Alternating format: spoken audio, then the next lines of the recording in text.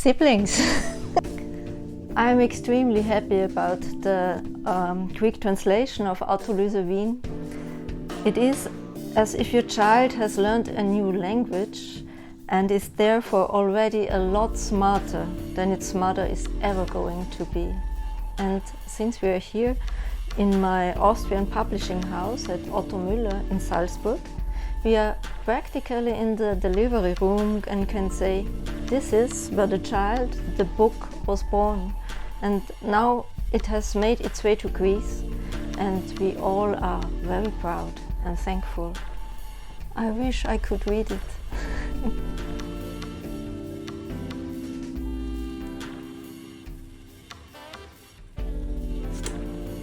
In Autolyse Wien, I wrote about the situation in a destroyed city, immediately after a disaster that I did not want to define. The city is Vienna because it has been my hometown for more than 20 years. But it could have been any other city in the rich part of Europe or the world. When writing this book, I wanted to find out how people who have no idea what it is like to live without guaranteed electricity, without clean water, without security or reliable access to medicine are trying to survive.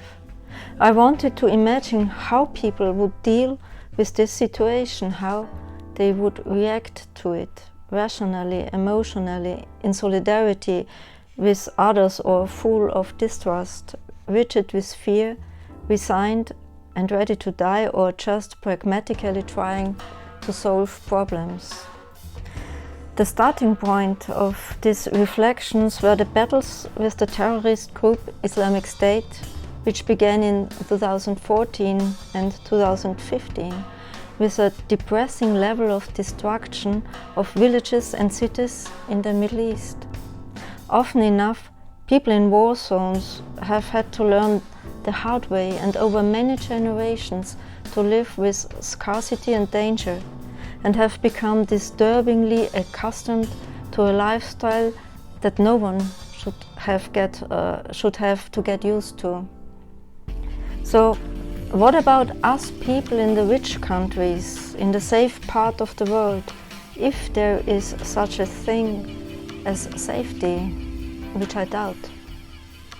Would we know what to do, how to survive? That's what I wanted to find out, and that's why I wrote this book. What was my defining moment as a writer? That's a good question. I'll put it differently. When did I start calling myself a writer?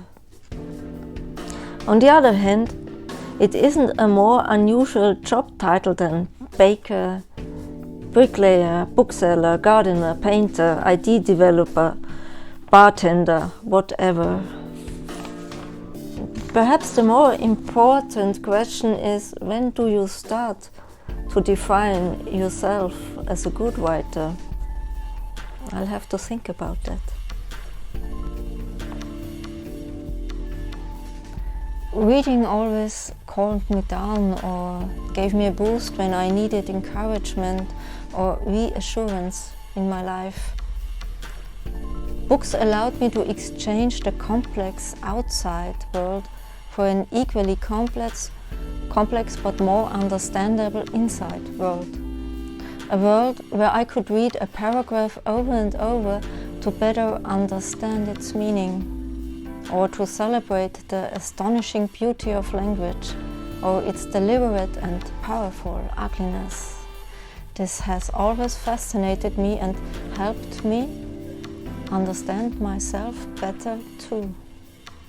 And that, I think, is what literature can offer. As long as it comes without purpose, without moral finger pointing, that's important, at least for me. For the world? I'm sorry, I don't know much about the world.